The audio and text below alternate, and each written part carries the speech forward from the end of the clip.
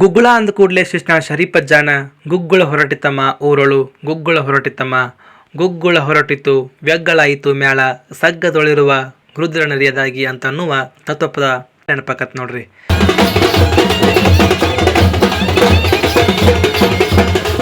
ಸರ್ವರಿಗೂ ಶರಣು ಶರಣಾರ್ಥಿ. ಇವತ್ತು ಲಗ್ನ ದಿನ ಬೆಳಗ್ಗೆ ಗುಗ್ಗುಳಿತ್ರಿ. ಸುರ್ಗಿ ನೀರು ಬಿದ್ದಾದ ಮ್ಯಾಲ ನಸಕಿನ್ಯಾಗ ಸೂರ್ಯ ಹೊಂಡೂರ್ದಾಗ ಗುಗ್ಗುಳ ಶುರುವಾಗಿತ್ತು. ನಾನು ಕೂಡ ಪುರುವಂತಾಗಿ ಗುಗ್ಗುಳದಾಗ ಪಾಲ್ಗೊಂಡಿದ್ದೆ. ಸುರ್ಗಿ ನೀರು ಬಿದ್ದ ಕೂಡಲೇ ಕೆಳಗಿಟ್ಟಿದ್ದ ಕಟ್ಗಿ ಪಳಿ ತೆಗೆದು ನಾನು ನಮ್ಮಜ್ಜ ಅಗ್ನಿಕುಂಡ ರೆಡಿ ಮಾಡಿದ್ದೀವಿ. ನಾ ರಂಗೋಲಿ ಹಾಕಿದ್ದೆ. ಮುಂದೆ ಏನಾತು ಅಂತ ನೀವ ನೋಡ್ರಿ. ಗುಗ್ಗುಳು ಮಾತ್ರ ಭಾರಿಯಾಗಿತ್ತು.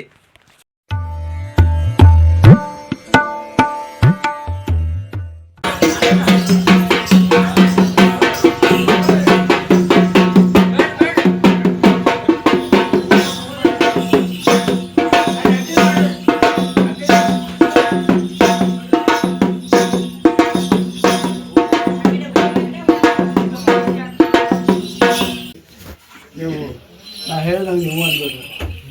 ಇಬ್ಬರು ಅನ್ಬೇಕು. ಮಮ್ಮ ಅಲ್ರಿ ಜೋರು ಅನ್ಬೇಕ.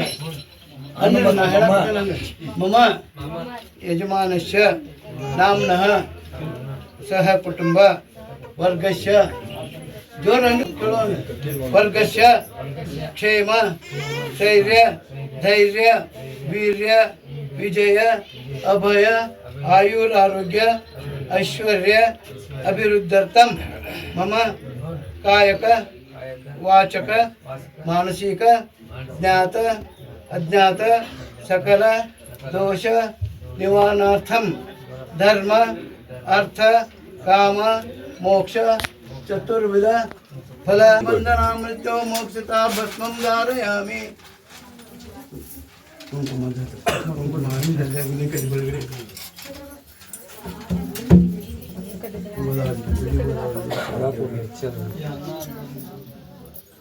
ಅದು ಹಂಗೆ ಪಡ್ಕೊಂಡು ಪೂಜೆ ಮಾಡಿಬಿಡಿ. ಕಪ್ಪರ ಹಸಿರು ತೆಂಗಿನಕಾಯಿ ಇಟ್ಕೊಂಡ್ಬಿಟ್ಟಿಲ್ಲ ಅವ್ರ ಕೈ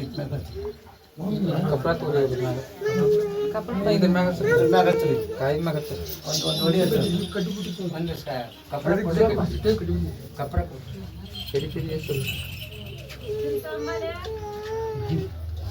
ಮಂಗಲ ಜಯ ಜಯ ಮಂಗಲ ಜಯ ಜಯ ರುದ್ರಮೂರ್ತಿಗೆ ಮಂಗಲ ಶಿವನ ಪುತ್ರಗೆ ತ್ರಿನೇತ್ರ ಸಂಜಾತ ವೀರಭದ್ರಗೆ ಮಂಗಲ ಅವೀರಭದ್ರಗೆ ಮಂಗಲ ಮಂಗಲ ಜಯ ಜಯ ಮಂಗಲ ಜಯ ಜಯ ರುದ್ರಮೂರ್ತಿಗೆ ಮಂಗಲ ಶಿವನ ಪುತ್ರಗೆ ತ್ರಿನೇತ್ರ ಸಂಜಾತ ವೀರಭದ್ರಗೆ ನಿನಗೆ ಮಾಡುವೆ ಮಂಗಲ ಸರ್ವರಿಗಾಗಲಿ ಮಂಗಲ ಸರ್ವರಿಗಾಗಲಿ ಮಂಗಲ ಮಂಗಲ ಜಯ ಜಯ ಮಂಗಲ ಜಯ ಜಯ ರುದ್ರಮೂರ್ತಿಗೆ ಮಂಗಲ ಶಿವನ ಪುತ್ರಗೆ ತ್ರಿನೇತ್ರ ಸಂಜಾತ ವೀರಭದ್ರಗೆ ಮಂಗಲ ಅವೀರಭದ್ರಗೆ ಮಂಗಲ. ಹರ ಹರ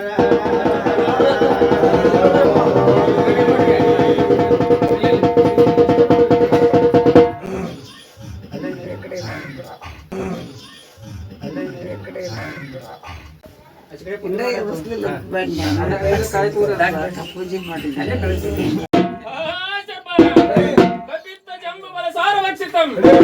ಉಮಾಸುತಂ ಶೋಕ ವಿನಾಶ ಕಾರಣಂ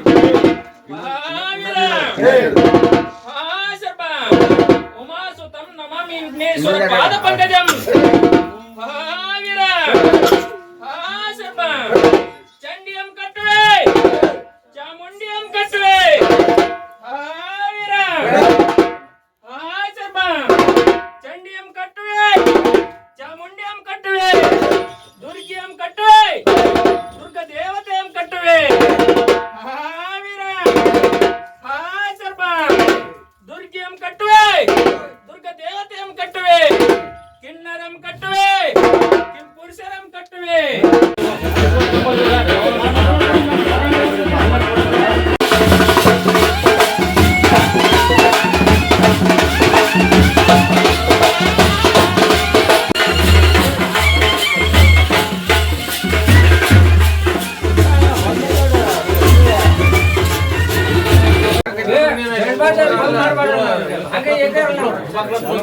ಅಲ್ಲ ಕೈ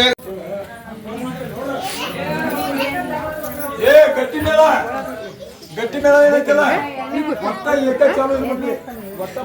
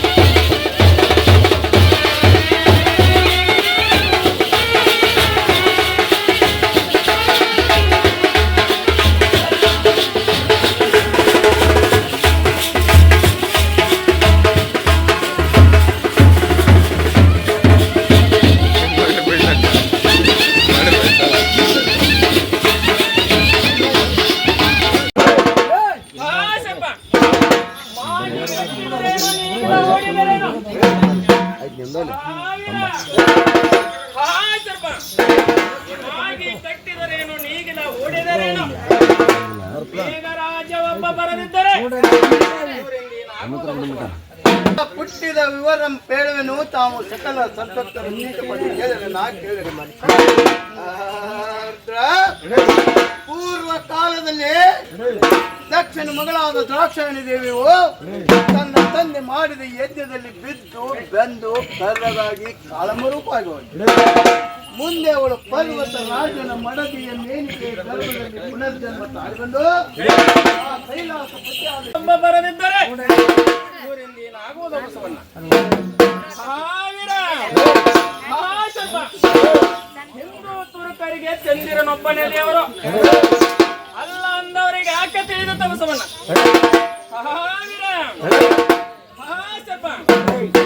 ओम एक लाख कैसे हजार पांचा पीर पैगंबर गीता पीर पैगंबर मोहन ಕಾಶಿಪತಿ ಗಂಗಾಧರ ಹರ ಹರ ಇಷ್ಟಾಂತ ವರವನ್ನು ಕೊಡಬೇಕೆಂದು ಆತಲ್ಲಿ ಸರಿವಡಿಕೊಂಡು ಬೇಡಿಕೊಂಡ ಪತಿಯಾದ ಶಂಕರನು ಇದನ್ನೆಲ್ಲವನ್ನು ಅರಿತು ಮತ್ತೆ ಜಗನ್ಮಾತೆ ಪಾರ್ವತಾದೇವಿನ ಲಗ್ನವಾಗಿ ಈ ಜಗತ್ ಸೃಷ್ಟಿ ನಿರ್ಮಾಣ ಮಾಡಬೇಕೆಂದು ತಿಳಿದು ಆತನು ಕೂಡ ಹಿಮಾಚಲ ಪರ್ವತ ಹೋಗಿ ಘೋರವಾದ ತಪ್ಪು ಮಾಡಿ ಆಗ ಅವರು ಇಬ್ಬರು ಲಗ್ಕೊಂಡ್ರೆ ಆ ದೇವಾನು ದೇವತೆಗೆ ಹೇಳಿದಾಗ ಕೆಲಸ ಮಾಡಿಕೊಂಡ್ರೆ ನನಗಿಂತ ದೊಡ್ಡವರು ಯಾರು ಒಂದು ಎಲ್ಲ ದೇವಾನು ದೇವ ಸಂರಕ್ಷಣೆ ಮಾಡಬೇಕೆಂದು ಎಲ್ಲರೂ ಶಂಕರನ ಪಾದಕರಿಗೆ ಬೇಡಿಕೊಂಡರು. ಆಗ ನಮ್ಮ ಶಂಕರ ಹೇಳ್ತಾನೆ, ಎಲ್ಲರೂ ಬಂದದ್ದು ಇಷ್ಟೇ ಕಾರಣವಲ್ಲವೇ? ಆ ದೈತ್ಯನನ್ನು ನೋಡಿ ನಾನು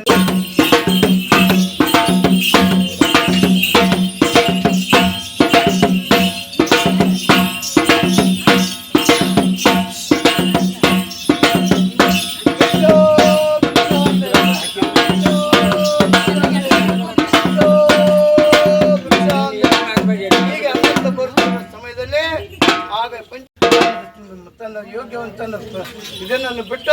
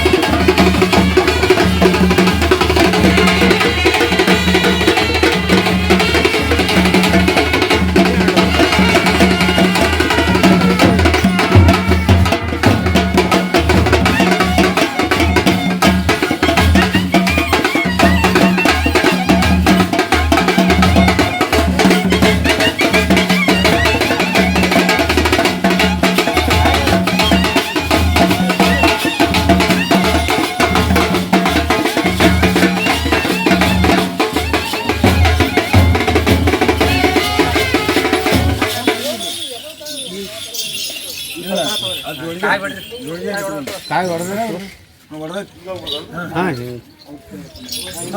ಕಾಯಿ ಪಟ್ಲ ಚಿಲ್ಲಾಗ ಒಂದು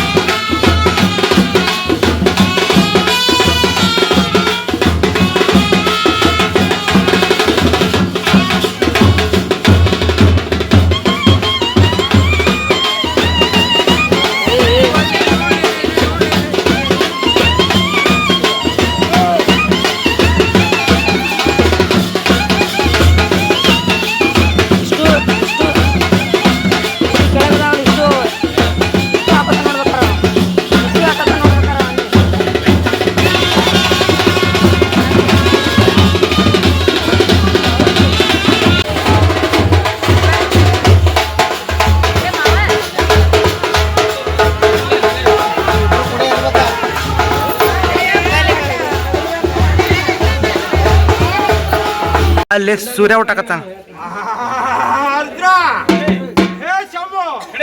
ಶ್ರೀಮತ್ ಸಜ್ಜನ ಶುದ್ಧ ಶಿವಾಚಾರ ಸಂಪನ್ನರಾದಂತಹ ಸದ್ಭಕ್ತ ಎಲ್ಲರೂ ನೀವು ಕೇಳಿರಿ.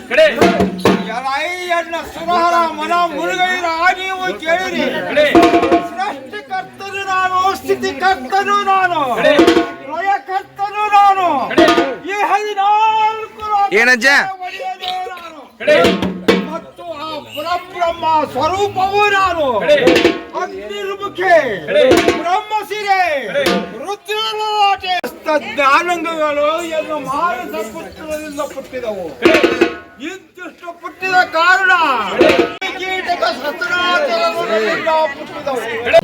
ಆಹಾರೇ ವೀರ, ಆಹಾರೇ ರುದ್ರ, ನಿನ್ನ ಗಂಡನು ಕುಡ್ಡನಿರಬಹುದು, ಕುಂಡನಿರಬಹುದು ಮತ್ತು ಕುಡುಕನಿರಬಹುದು.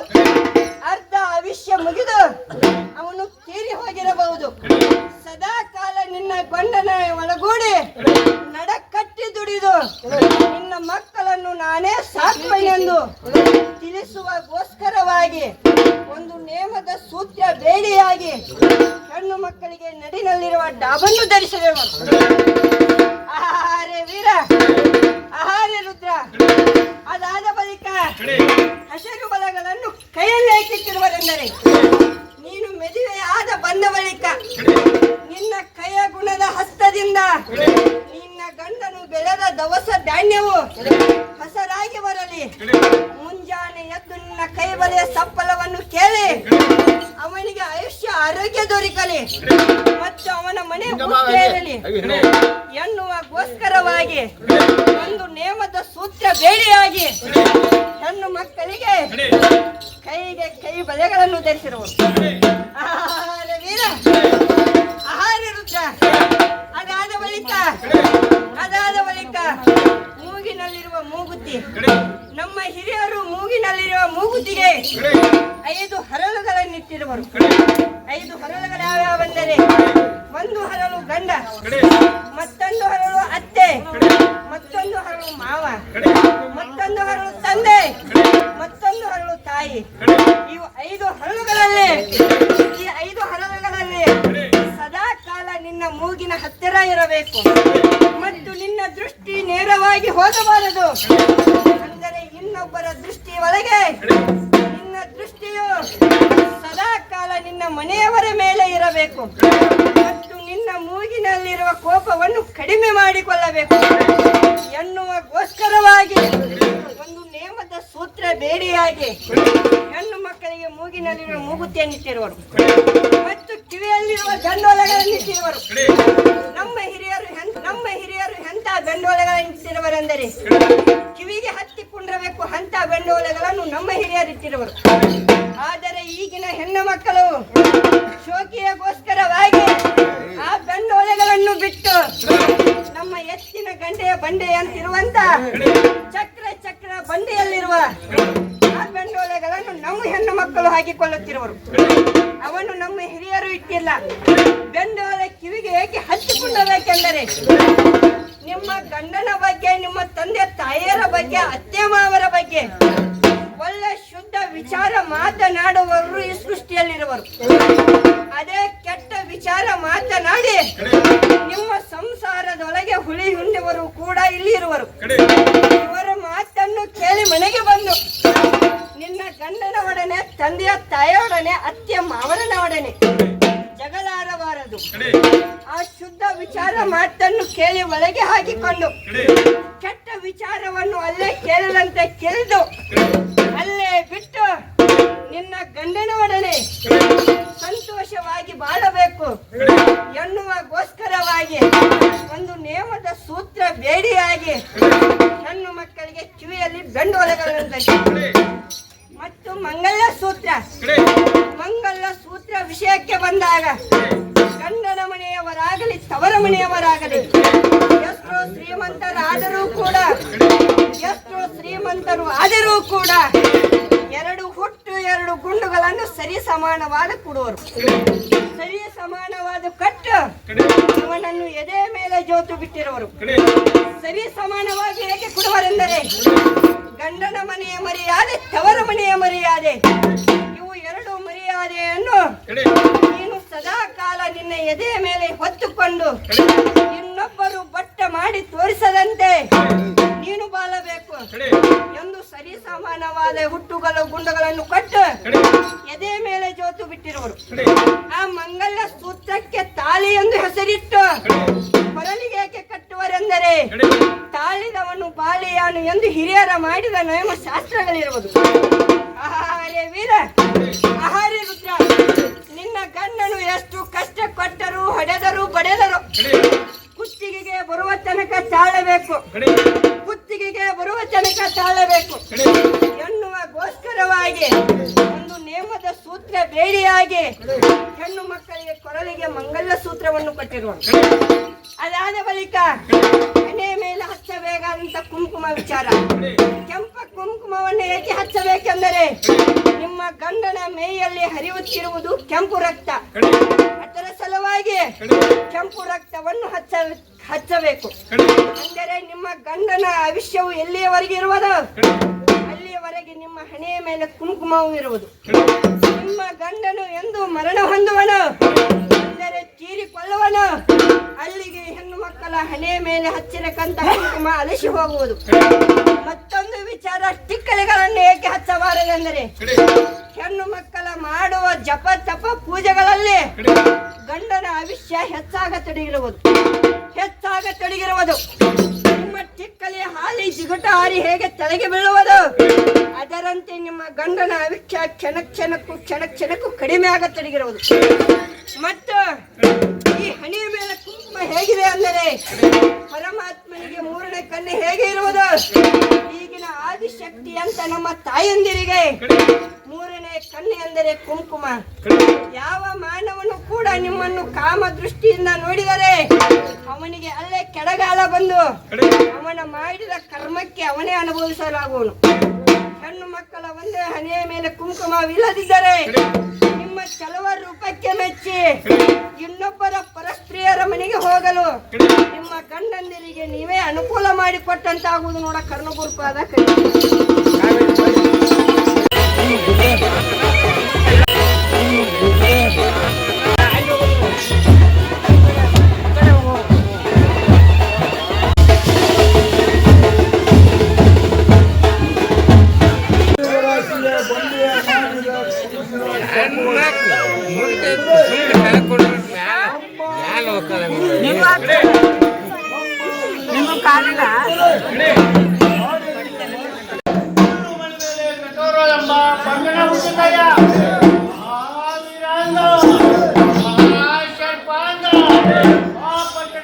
ವಿದ್ಯೆಯನ್ನು ಇಲ್ಲದ ಅರಸ, ಬುದ್ಧಿ ಇಲ್ಲದ ಪ್ರಧಾನಿ, ಸರ್ಪಂಚ,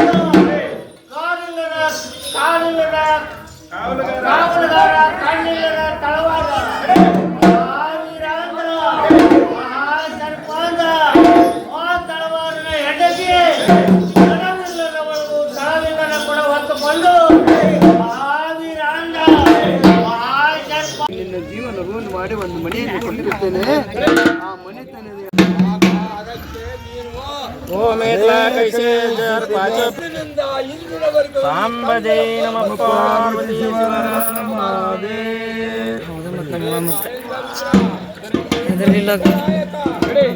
ನಾನು ಹಾಕ್ಸೋಣ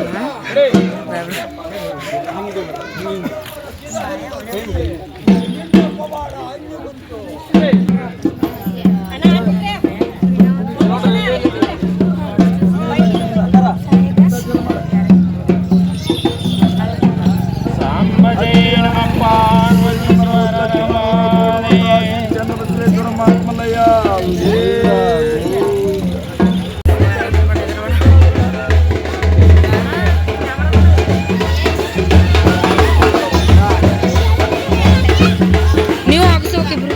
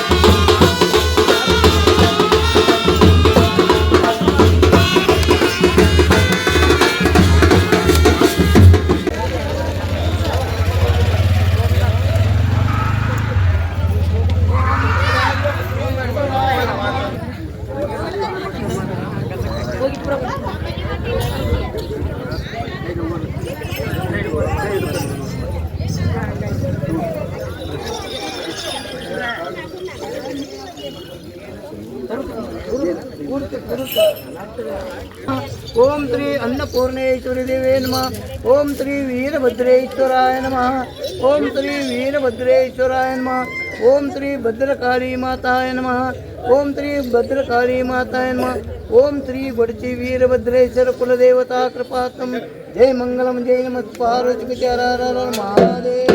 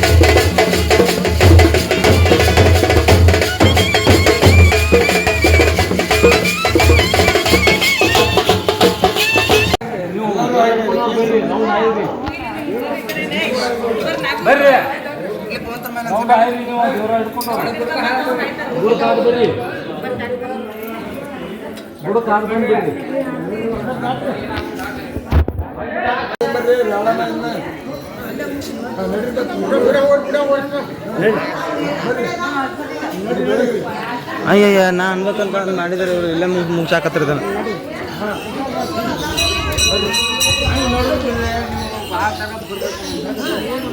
ಈಗ ಇಲ್ಲಿ ಹಾದ ಎಲ್ಲಿ ಹೊಂಡತ್ತಪ್ಪ ಅಂದ್ರೆ ಅವನ ದೀಪನ ಮುಕ್ತಾಯ ಮಾಡ್ತಾರೆ. ಇಲ್ಲಿಗೆ ಗುಗ್ಗಳ ಸಾಂಗವಾಗಿ ಸಾಂಗವಾಗಿ ಸರಾಗವಾಗಿ ಎಲ್ಲ ಆಯ್ತು ಅಂತ ಹೇಳಿ ಇದನ್ನಿಗಿಲ್ಲೇ ಮುಗಿಸ್ತಾರೆ. ಹಾಗಾಗಿ ನಾನು ಅನ್ಬೇಕಂತ ಮಾಡಿದ್ದೆ ಕರೆ, ಆದ್ರೆ ನಾ ಇಲ್ಲಿ ಅಂತಾರ ಮಾಡಿದ್ದೆ, ಇಲ್ಲಿ ಅಲ್ಲೇ ಇಲ್ರಿಪ್ಪ ಇವರು ಅಲ್ಲೇ ಅಂದು ಮುಗಿಸ್ಬಿಟ್ರು.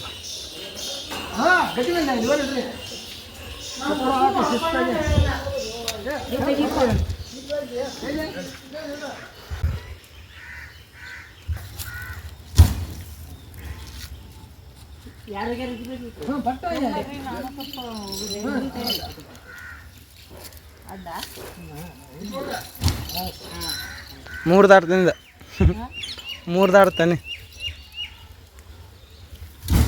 ಹಾಂ ಹೆಂಗೆ ಹೇಳ್ಬೇಕದು.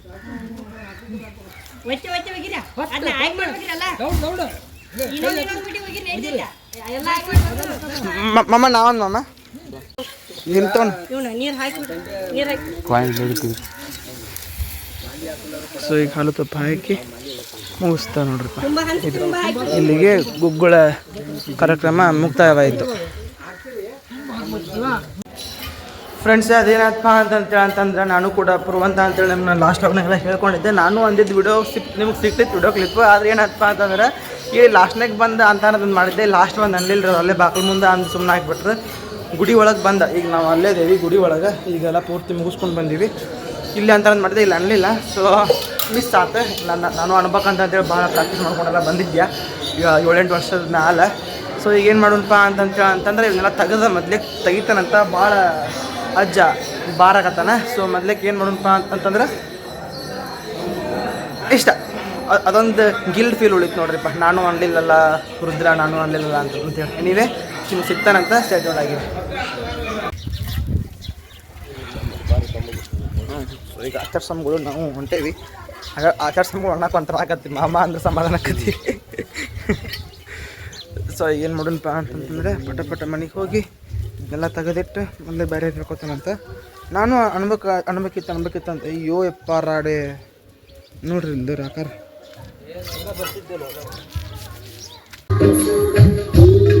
ಸೊ ಈಗೇನಾಯ್ತಲ್ಲ ಬಂದಾತು ಹೊಳೆ. ಸೊ ಬಿಸಿಲಾಗೆಲ್ಲ ಅಡ್ಡಾಡಿ ಬಂದಾತು. ಯಪ್ಪ ಸಿಕ್ಕಾಪಟ್ಟೆ ಬ್ಯಾಸ್ರ ಅಂತನೂ ಶಬ್ದ ಬಳಸ್ಬಾರ್ದು ಖರೆ. ಬಟ್ ಐನೋ ಅದೇನಪ್ಪ ಅಂತಂತಂದ್ರೆ ಏನೋ ಒಂಥರ ಫೀಲ್ ಆಗ್ಬಿಟ್ರಿ ಹೋಲದ. ನಾನು ಶಿಸ್ತು ಇಂಥವೆಲ್ಲ ಅದಾವ ಡ್ರೆಸ್ ಶಿಸ್ತು ರುದ್ರ ಹೇಳ್ಬೇಕು ಅಂತ ನಾನು ಅಂದ್ಕೊಂಡಿದ್ದೆ. ಆದರೆ ಆಗಲಿಲ್ಲ. ಯಾಕಪ್ಪ ಅಂತಂದ್ರೆ ಬಿಕಾಸ್ ಆಫ್ ಅದು ಫಾಲ್ಟ್ ನಂದು ಅಂತ ಕಾಣ್ತೈತಿ. ಎಷ್ಟು ಕೆಟ್ಟದಾಗತ್ತಪ್ಪ ಅಂದ್ರೆ ನಾನು ಯಾಕೆ ಕೊಡಪ್ಪ ಹೇಳಲಿಲ್ಲ ಅಂತ ಅನ್ಸಾಕತ್ತೈತಿ. ನಾನು ಎಷ್ಟೊಂದು ಅನ್ಕೊಂಡಿದ್ದೆ ಎಲ್ಲ ಹಿಂಗೆ ಅನ್ಬೇಕು ಹಿಂಗಿಲ್ಲ ಅಂತಂತೇಳಿ ಎಲ್ಲ ಮೊದ್ಲಕ್ಕೆ ಪ್ರೀ ಪ್ಲ್ಯಾನ್ ಮಾಡಿದ್ದೆ. ಅಲ್ಲಿ ಏನಪ್ಪ ಅಂದ್ರೆ ಅದು ಹೇಳಿನಲ್ಲ, ಅದಲ್ಲಿ ಒಂದು ಸ್ವಲ್ಪ ಅವಸರ ಆಗಿಬಿಡ್ತು. ಅವಸರ ಅಂತಲ್ಲ, ನಾನು ಲಾಸ್ಟಕ್ಕೆ ಏನು ತರಬಿಸ್ತಾರಲ್ಲ ಅಲ್ಲಿ ಅನ್ಬೇಕಂತ ಅಂದ್ಕೊಂಡಿದ್ದೆ. ಅಜ್ಜ ಏನಂತಂದ, ಇಲ್ಲ ಲಾಸ್ಟ್ನೇದು ಒಳಗೆ ಗುಡಿಗೆ ಹೋದ್ಮೇಲೆ 4ನೇದು 5ನೇದು ಅಂತೇಳಿ ಅಂತಂದ. 4ಕ್ಕೆ ಮುಗಿಸ್ಬಿಟ್ರು ಅವರು. 4ಕ್ಕೆ ಅಂತಂದ್ರೆ ಅಲ್ಲಿಗೆ ಅದೇನು ಗುಡಿ ಮುಂದೆ ಮಾಡಿದ್ರಲ್ಲ ಅಲ್ಲಿಗೆ ಮುಗಿಸ್ಬಿಟ್ರು. ಹಂಗಾಗಿ ನಂಗೆ ಅನ್ನಕ್ಕಾಗಲಿಲ್ಲ. ಅದು ಹೊಳ್ಳಾಬಳಿ ಹೇಳಕತ್ತಾನ ಅಂತ ಅನ್ಕೋಬೇಡ್ರಿ. ದ್ಯಾಟ್ ಇಸ್ ವಾಟ್ ನನ್ನ ಮನಸ್ಸಿನ ಮಾತದ. ಸೊ ಈಗ ಶ್ರೀಕಾಂತದ್ದು ಅಲ್ಲೇ ಅದಾರ, ಅಲ್ಲೇ ಅವ್ರು ಬಿಟ್ಟು ಬಂದುಬಿಟ್ಟೆ ನನ್ನ ಆಚಾರ ಸ್ವಾಮಿ ಜೋಡಿ. ಸೊ ಈಗ ನಾಷ್ಟ ಮಾಡೋಕೆ ಹೋಗೋಣ ಅಂತ ನಾಷ್ಟ ಮಾಡಿದ್ಮೇಲೆ ಸಿಗ್ತಾನಂತೆ. ಈ ಡ್ರೆಸ್ ಮ್ಯಾಗ ಒಂದು ಫೋಟೋ ಶೂಟ್ ಮಾಡ್ಬೇಕಂತ ಆಸೆ ಐತೆ ಬಾಕಲ್ಲಾಗ. ಸೊ ಮಾಡ್ತಾನಂತ ಈಗ ಸ್ಟಾರ್ಟ್ ಆಗಿರಿ.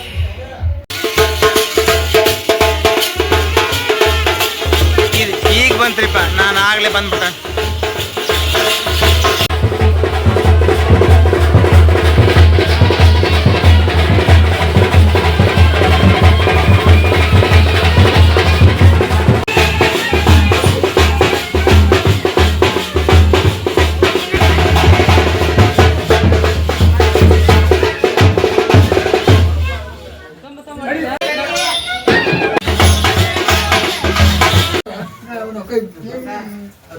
ಗಡಿ ಹೇಳ್ತಾನೆ